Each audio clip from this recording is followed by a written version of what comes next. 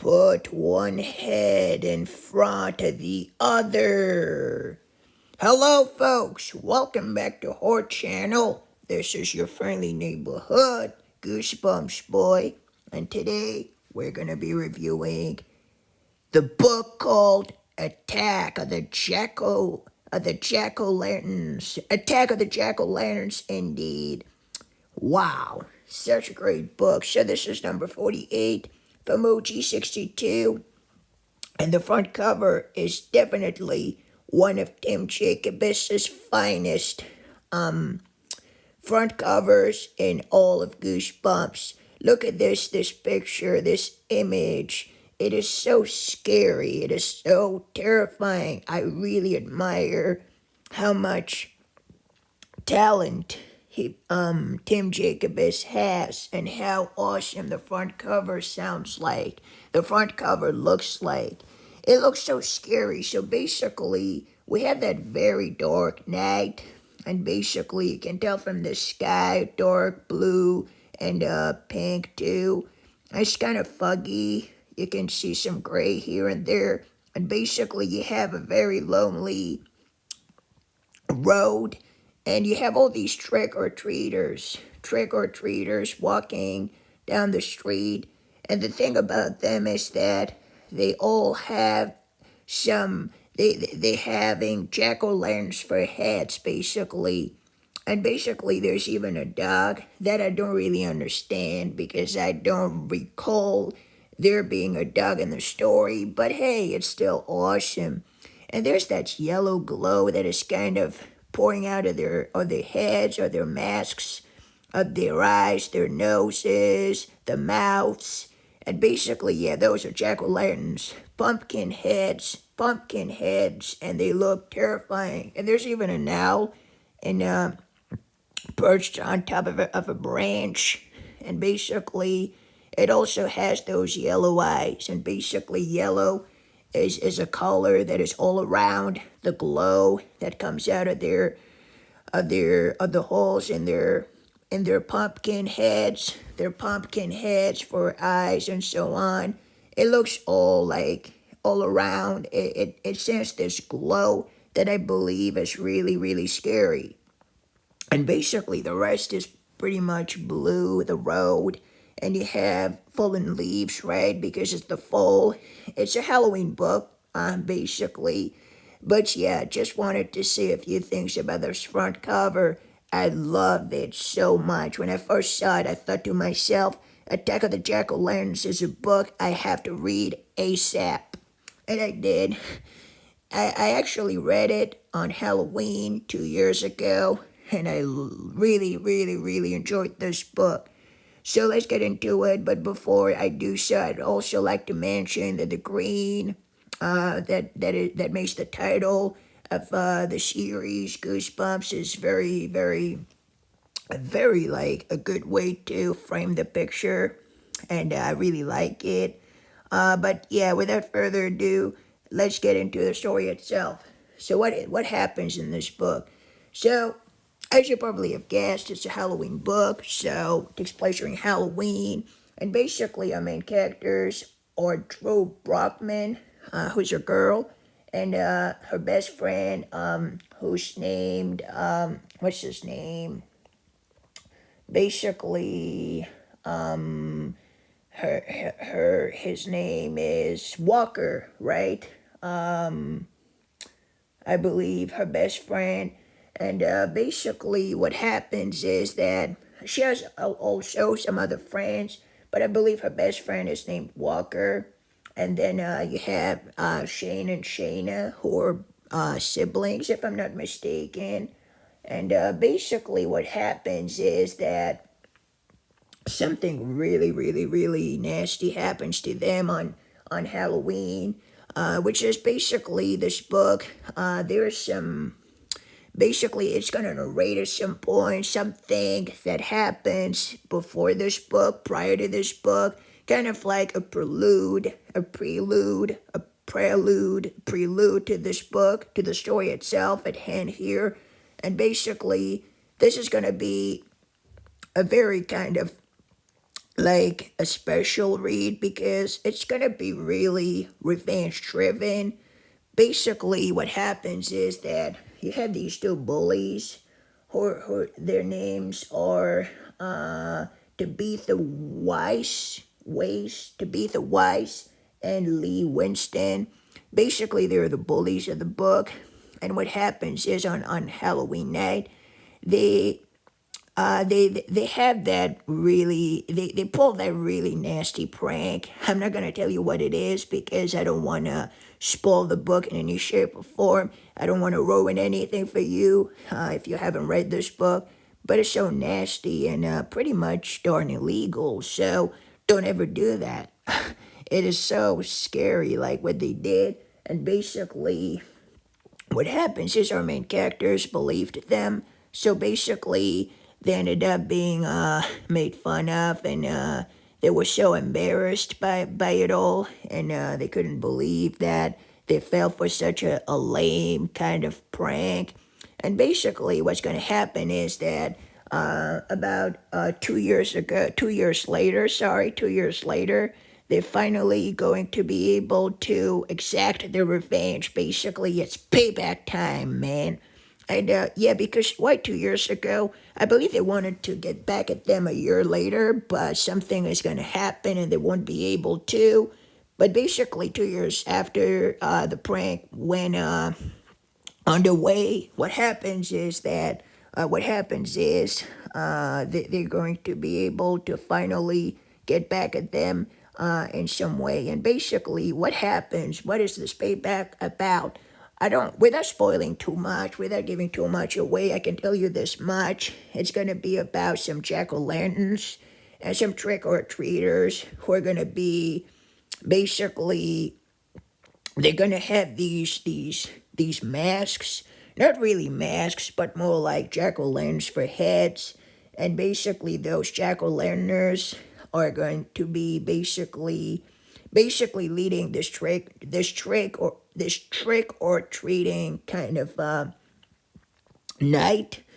And basically, they're gonna be going to all these houses, basically playing trick or treaters, pretty much more or less. They're gonna be trick or treating, but basically it's gonna be a very long trick or treating night. And basically, when the characters who are basically being they're being pranked in return in a way for what they did, or more like basically how could I say, yeah, they're being gotten back at. What happens is that they're not gonna feel like keep doing it. They're gonna want to stop. But there's something really scary about those jack o' lantern people. They don't want to stop, and they keep on insisting. They keep insisting on going to more houses until the characters can take it anymore. Their legs hurt, their feet are sore, and they just want to go back home. And then they're gonna go to this very very strange neighborhood that they don't want to go to, that they're not familiar with. They're not familiar with this neighborhood, and they don't want anything to do with it. But they're gonna insist on going there no matter what. And basically, this is when this is when all of our characters are gonna notice that there's something really wrong about these people. And is there a way that they all, like, basically the jokes is on all of them, and that they're taking their jokes too far, those people, and that there's something really wrong, that when really something might have gone really really wrong, and all of our characters are going to end up in jeopardy. They're going to be like, what have we done?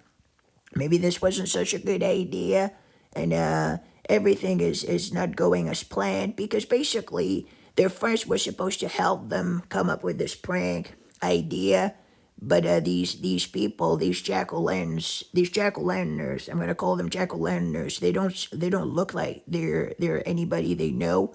Basically, it doesn't look like they're friends. Sounds like they're foes, and basically something might have gone horribly wrong, terribly wrong, and now all of our characters are in danger.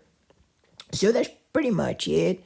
Yeah, because our main characters went with this idea of getting back at them with their friends. It's all part of their our main characters, Drew Brockman. What is this? Walker. What is this other person's name? And Shane and Shayna. They were supposed to all be in on this together, but those people, those jack o' lanterns, it sounds like they have other plans of their own, some other plans of their own, and we don't know what's going to happen. And basically, this is the whole beauty of the book. So, Attack of the Jack o' Lanterns, I think that's pretty much it.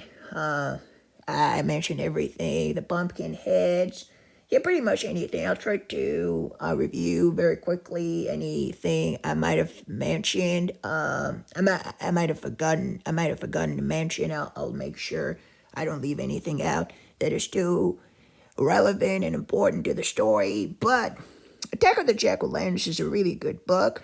A solid Halloween book. Not my favorite Halloween book, though. I believe The Haunted Mask was even better than this one. But this one was pretty good. I gotta admit, the suspense, the scare, the build up was so good. It's mainly just a trick or a treating kind of thing throughout the whole book.